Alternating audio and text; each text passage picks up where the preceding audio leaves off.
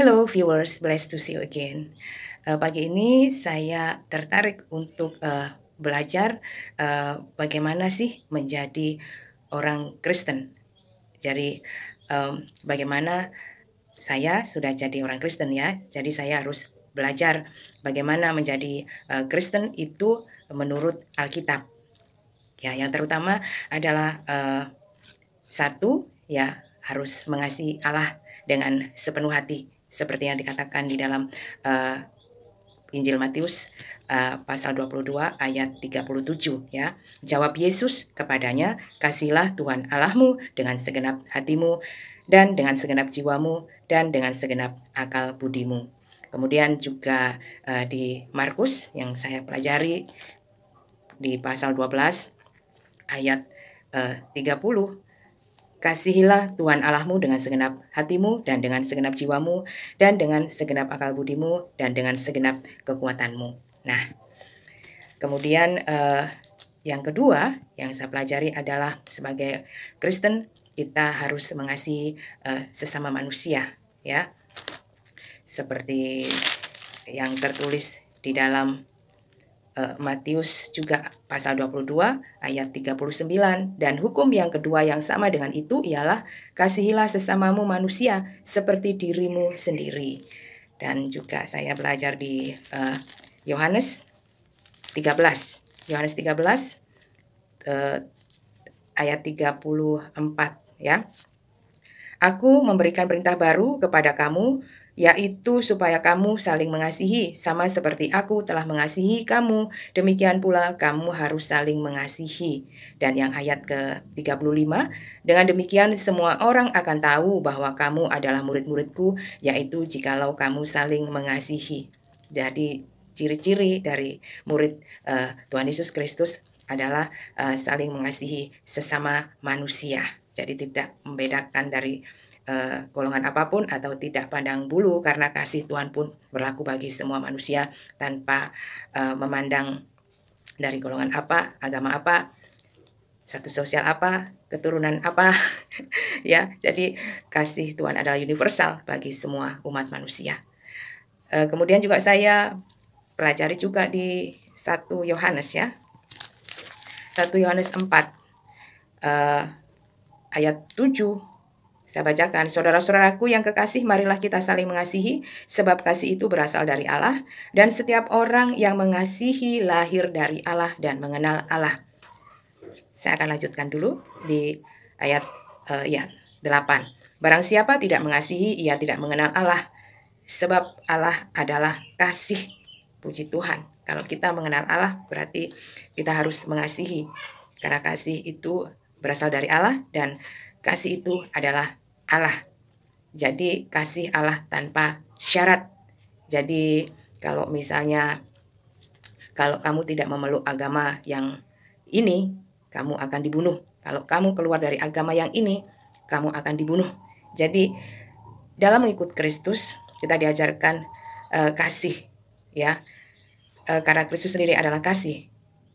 Jadi sebagai landasan kita sebagai orang Kristen adalah hukum kasih itu, mengasihi Allah dan mengasihi sesama manusia. Memang Yesus Kristus ini terkenal dengan kasihnya ya.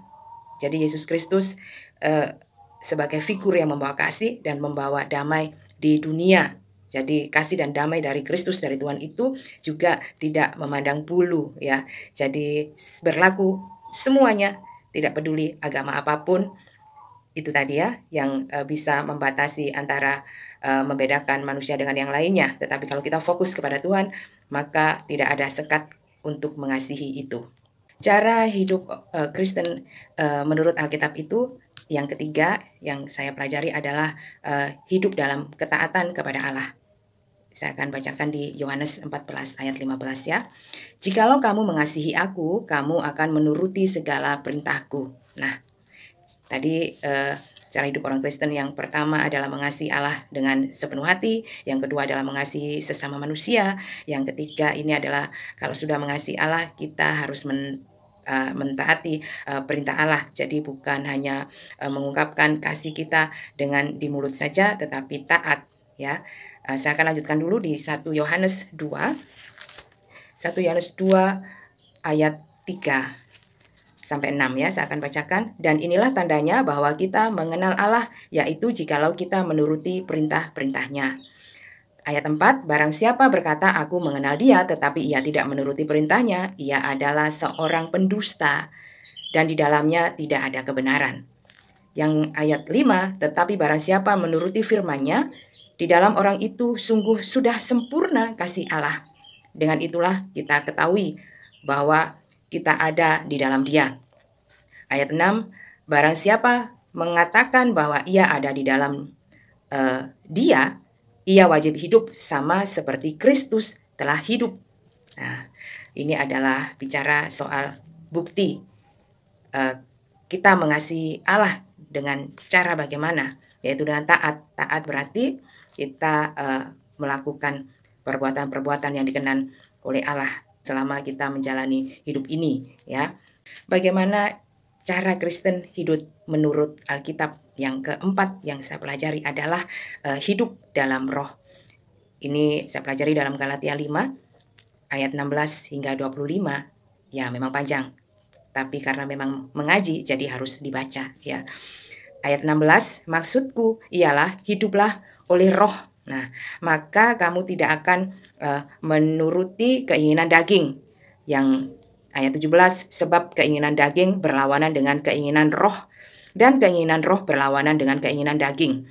Karena keduanya bertentangan, sehingga kamu setiap kali tidak melakukan apa yang kamu kehendaki. Ayat 18, akan tetapi jikalau kamu memberi dirimu dipimpin oleh roh, maka kamu tidak hidup di bawah hukum Taurat. Yang 19, perbuatan daging telah nyata, yaitu percabulan, kecemaran, hawa nafsu. Ayat 20, penyembahan berhala, sihir, perseteruan, perselisihan, iri hati, amarah, kepentingan diri sendiri, percideraan, roh pemecah. Ayat 21, kedengkian, kemabuan, pesta pora, dan sebagainya. Terhadap semuanya itu kuperingatkan kamu, seperti yang telah kubuat dahulu, bahwa barang siapa melakukan hal-hal yang demikian, ia tidak akan mendapat bagian dalam kerajaan Allah. Ayat 22, tetapi buah roh ialah kasih, sukacita, damai sejahtera, kesabaran, kemurahan, kebaikan, kesetiaan. Ayat 23, kelemah lembutan, penguasaan diri. Tidak ada hukum yang menentang hal-hal itu. Ayat 24, barang siapa menjadi milik Yesus Kristus, ia telah menyalibkan daging dengan segala hawa nafsu dan keinginannya. Ayat 25, jikalau kita hidup oleh roh, baiklah hidup kita juga dipimpin oleh roh. Puji Tuhan. Ya, mudah untuk dipahami, tetapi tidak mudah untuk dilakukan. Untuk itu, kita melatih diri kita hidup di dalam Kristus adalah kita diberi kekuatan, yaitu Roh Kudus, untuk menolong umat percaya untuk belajar hidup taat kepada Allah. Jadi sebagai Kristen, kita menyerahkan hidup kita untuk dipimpin oleh Roh Allah atau Roh Kudus, ya. Kemudian yang kelima yang saya pelajari adalah hidup dalam kekudusan atau kesucian. Seperti yang saya pelajari di 1 Petrus 1 ayat 13 hingga 16, saya akan bacakan. Ayat 13, sebab itu siapkanlah akal budimu, waspadalah dan letakkanlah pengharapanmu seluruhnya atas kasih karunia yang dianugerahkan kepadamu pada waktu penyataan Yesus Kristus. Ya, puji Tuhan. Ayat 14, hiduplah sebagai anak-anak yang taat dan jangan turuti hawa nafsu yang menguasai kamu pada waktu kebodohanmu. Ayat ke-15, tetapi hendaklah kamu menjadi kudus di dalam seluruh hidupmu, sama seperti Dia yang kudus yang telah memanggil kamu. Ayat 16, sebab ada tertulis, kuduslah kamu sebab aku kudus. Puji Tuhan. Kalau kita mengatakan mengenal Allah, ya, yang biasa disebut dengan Allah Sang Pencipta, Allah yang Maha Esa, mengakui keberadaan Allah, ya, kita sebagai umat percaya mengenal Allah di dalam pribadi Yesus Kristus, Tuhan dan Juru Selamat kita, karena Yesus Kristus adalah gambar Allah yang hidup di tengah-tengah manusia, maka kita taat kepada apa yang diperintahkan, apa difirmankan, dikatakan oleh Tuhan Yesus Kristus yang adalah firman Allah. Ya, apa yang dikatakan Kristus satu kehendak dengan apa yang dikatakan oleh Bapa. Dan itulah pelajaran yang saya dapat dari ngaji Alkitab saya sebagai orang yang mengikut Kristus atau Kristen.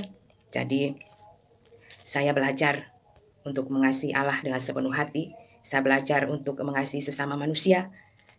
Saya belajar untuk hidup taat kepada Allah.